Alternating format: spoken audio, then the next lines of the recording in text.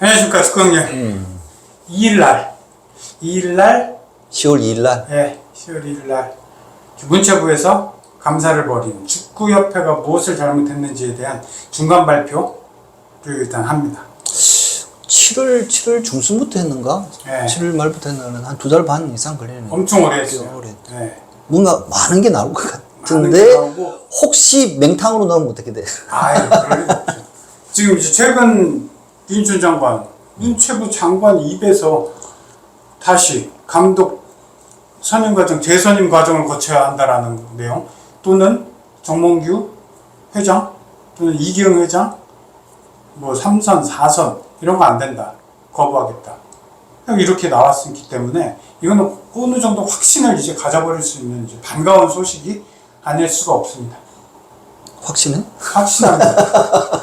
확신을 하고, 제가 약간 오버스러운 생각을 하자면은, 문체부에서 행정 잘하는 사람들이 축협에 가서 두세 명이 막 6개월 막 이렇게 해갖고 1년 가서 행정 봐줘야 돼요. 그 김정배 부회장이라는 분 있잖아요.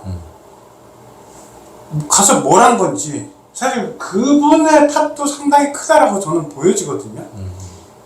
축구하는 사람들이 행정을 해보고 싶다고 막 덤벼들었는데 행정이 엉망진창이 돼버렸으니까, 근데 야, 왜 저기는 행정하는 사람이 없어? 행정의 달인이라고 불리는 어떤 사람들이 한두 명은 정도는 좀 들어가야지. 왜냐하면 문체부에서 1년에 400억씩 돈을 주니까, 돈을 주는 곳은 감사도 하지만 실질적으로 행정 처리를 잘 못하는 곳에는 가서 기관으로 좀 가서 이렇게 해주고, 아니면 문제가 너무 커졌다 그러면은 뭐 관리기관으로 지정도 해갖고 한참 동안 뭐 모든 걸 다 간섭하고 이런 게 다는데, 그건 너무 좀 심하고. 그거는 국민들도 원하지 않을 거고. 네, 그건 원하지 않을 거고. 최근에 이영표 위원이 한 말이 나는 진짜 생각이 나. 좀 극단적이지만 축구인들은 행정에서 발을 다 빼야 된다고, 이렇게 그런 이제 뉘앙스로 얘기를 했었는데, 그만큼 지금 축구협회 사태가 이렇게 악화된 거는 사실은 그 미숙한 행정이 엄청난 큰 부분을 차지해. 행정적으로 진짜 절차만 지켜도 뭐 도의적인 책임을 지고 따끔한 비판을 받을 수는 있지만 법적인 문제까지 이렇게 완전히 뒤집어야 되는 상황까지는 안 가거든. 근데 절차를 밟아가는 게 얼마나 중요한 건가. 클리스만부터 시작됐어요, 그게. 그래. 모든 건 클리스만부터 불씨가 시작돼서 지금 여기까지 대형 산불이 나버린 거죠. 그 전에 성무조작 특별 사면도 문제가 되는 거예요. 그것도 기습 사면이었는데, 그런 부분들이 이제 계속 쌓인 거지. 결국 올림픽도 탈락되고, 아시안컵도 4강밖에 못 가고, 뭐, 다 결국, 축구 성적도 이제 다 떨어진 건데, 행정 부분을 이제 지금 이야기하는 건데, 문체부 감사 결과가 지금, 중간 발표래. 네. 천안종합센터는 다 추후에. 근데 이번에 발표하는 건 아마 행정 관련. 네. 뭐가 잘못됐는지, 절차상의 어떤 문제를 뭐 지적할 것 같은데, 그런 지적이, 국민적인 호응을 받는다면, 감독 선임 문제도, 또 정몽규 회장의 어떤 사연의 문제도 완전히 부정적으로 흘러갈 가능성이 많지. 예상컨대 제일 큰 이슈가 뭐냐면, 임생 이사가 위임을 받았을 때, 그때부터 어떤 한 단락들이 있잖아. 면접 때까지. 그 부분을 집중적으로 들여다봤겠지. 그래서 규정, 정관 이런 걸 다 해가지고, 이것은 잘못입니다 라고 행정적으로 쐐기를 박으면, 그다음부터 이제 풀어가는 수순들이 좀 생기겠지. 그래서 굉장히 중요한 거야. 근데 발표가 좀 허술하고 맹탕이다. 그럼 더 엉망으로 올라갈 거야. 변함이 없어져 버려. 더 엉망으로. 그러면 이제 명분만 주는 거지. 그렇죠. 정몽규 회장에 대해서 명분만 주는 거야. 내가 사선해도 되겠네? 저 빈틈이 보이네? 라고 이제 할 수가 있으니까. 만에 하나. 진짜 그래 잘 해야 된다고 나는 생각하니까. 그 부분은 좀 문체부 뭐 기대 반 또 우려 반인데 좀 잘 되기를 좀 바래. 네. 자체 잘 돼.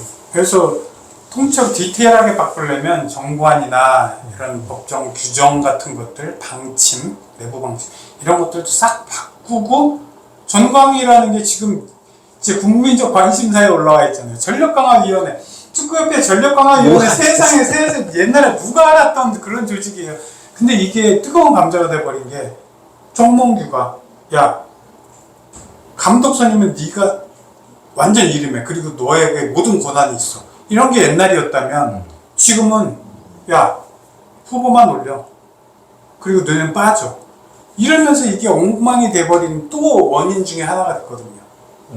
그래서 정관까지 바꾸고 또 이 감독에 대한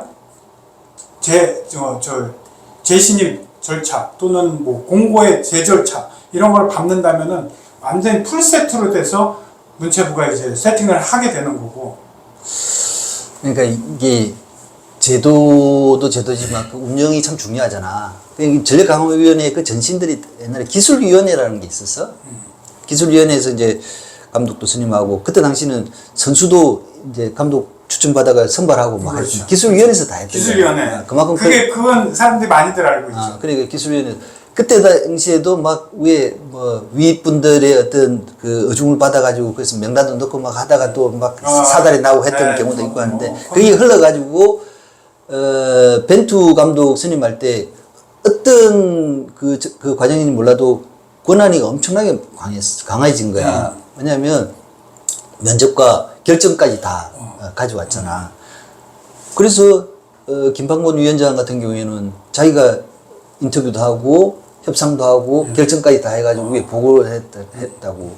그 정도 권한이 축구인들한테 주어져야만이 제대로 된 사람을 뽑는다는 걸 이제 보여주는 거잖아.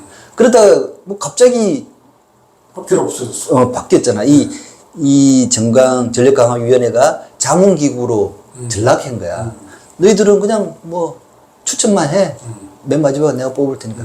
이렇게 이제 축구협회 집행부가 이제 어찌 보면 변심을 한 거지. 그렇죠. 권한을 빼앗고. 그러다 보니까 사달이 난 게 클린스만 때야. 클린스만 때 이번 국감 현안 질의 때도 그에 대한 서류나 이런 데 한 번도 못 봤어. 나는 그거 보고 싶었거든. 사실은 그때 당시 밀러 위원장이 어떻게 맞아. 했고 해를 어떻게 했지만 그게 이번 거에 안 나왔어요. 안 나왔어. 하나도 안 나왔어요. 그 위약금이 얼마고 어떻게 지금 주고 있는지 그래서 내가 이런 것도 하나도 안 자료가 절반밖에 안 왔다는 게 계약서를 하다 보니 하나도 못 빼냈잖아. 그걸 못 받았어. 그리고 그것만 있었으면 얼마나 많은 또 질문을 할 수 있었으면 또 우리가 충분히 추측할 수 있는 부분들이 많았을 건데 그 부분이 없다는 게 좀 아쉬운데 좌우지간 전력강화위원회의 어떤 권한이 많이 축소됐잖아. 이런 게 이 사달을 냈다면 이제 지금 문체부 감사를 통해 가지고 이 부분이 왜 그랬는지 예? 그때 당시 분위기가 어땠고 누가 주도해 가지고 이렇게 됐는지는 기술위원회에서 전력강화위원회로 아니 그 전력강화위원회 안에서도 2021년 7월달에 그 규정이 바뀌어가지고 권한을 확 빼앗았잖아. 지금 3년 전인데 그 빼앗은 이유가 뭔지 또 좀 밝게 들고 그리고 다시 복귀시켜야 돼. 그 권한을 줘야 돼. 이것만은 다른 행정 말고 이것만은 축구인들한테 너희들 진짜 전문가들이 봐가지고 괜찮은 감독을 뽑을 수 있게 해라고. 그 다음에 행정적인 지원은 축구협회 실무자들이 좀 도와주고 이렇게 하면 되는 거니까. 그런 부분들, 이제 제일 중요한 연결고리가 어딘지를 찾아가지고 복원시켜주는 게 이번에 또 문체부의 역할이거든. 그래서 이번 전체 사태의 제일 큰 문제점이 어딘가를 보면 그 부분 중에 하나가 정광희의 역할이다라고 이렇게 판단할 수도 있거든. 그렇죠. 그래서 이번 발표를 나도 이제 보면서 좀 그 이야기 다시 하겠지만, 문체부가 진짜 축구협회의 흐름을 잘 알고 있는지 없는지 드러날 거거든.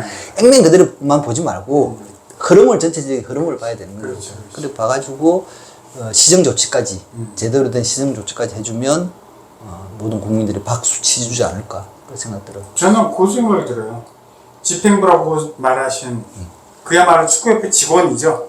일반 직원, 공채를 통해서 뽑힌 직원들이 있고 그 아래 이제 옛날 기술위원회나 지금의 전력강화위원회 이런 이름으로 아래 있는데 이 집행부라는 사람들 또는 같은 이름으로 행정부라는 사람들이 행정 절차를 제대로 알지도 못하고 또는 제대로 절차에 맞춰서 진행할 자신도 없고 그런 지식도 없는 사람들이 이걸 뺏어버리니까 엉망이 됐다고 생각되는 거예요. 옛날에는 기술위원장이 맨날 얻어 터지고 잘리고 바뀌고 이런 게 축구협회 뉴스 중에 대부분이었잖아요.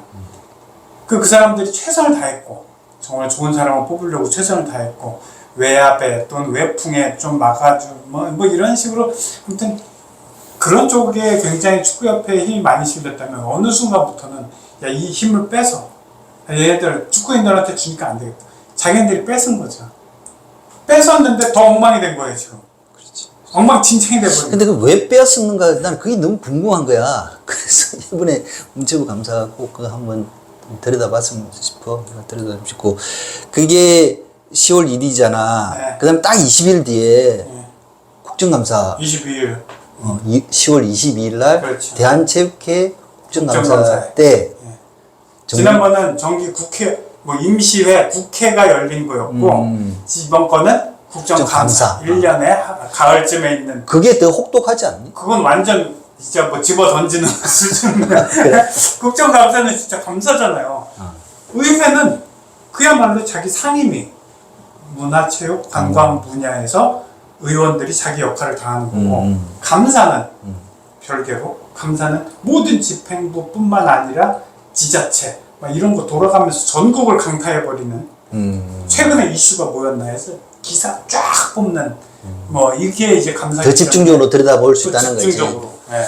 그러니까 나도 국감을 경험하지는 못해봤지만 만약에 이번에 그 국감장에 가게 되면 이 앞에 현안 질의 때보다는 훨씬 많은 자료, 방대한 자료, 깊이 있는 자료를 요청해가지고 할 수 있을 것 같고 두 번째는 문체부 감사를 통해서 팩트가 드러날 거 아니야. 네. 그러면 기존 자료 플러스 문체부가 갖고 있는 자료, 네. 그 다음에 여기서 발생된 문제들, 발표 이후에 발생된 문제들을 갖고 다시 질의할 수 있기 때문에 한 번 더 정몽규 회장의 연임을 막을 수 있는 기회가 그때가 아닐까 생각하고 더 좋은 거는 그 국감장 가기 전에 발표를 해야지. 네. 저도 요즘 네이버에 쳐보잖아요. 정몽규 사태 검색. 혹시 갑자기 했나? 이 정도면 할만한데요. 그렇지 할만한. 이 아니 정도 그러니까 두들겨 맞았고 훨씬 넘었지, 훨씬 넘었지. 질타를 이 정도 받으면 전 국민이 바라고 있는데 언제까지 버티려고? 아니 축구장에서 회장 감독 한꺼번에 사퇴하라고 만약에 팬들이 그렇게 소리쳤잖아. 어느 누가 보더라도 타이밍은 물러날 타이밍이다. 그게 뭐 3월달부터 계속 이어지고 있는데 진짜 한편으로는 맷집이 좋은 건지 맷집이 좋은 거지. 한편으로는 진짜 멘탈이 좋은 거는 사실이야. 근데 한편으로는 딴 세계의 사람과 정무감이 너무 없는 거야. 네.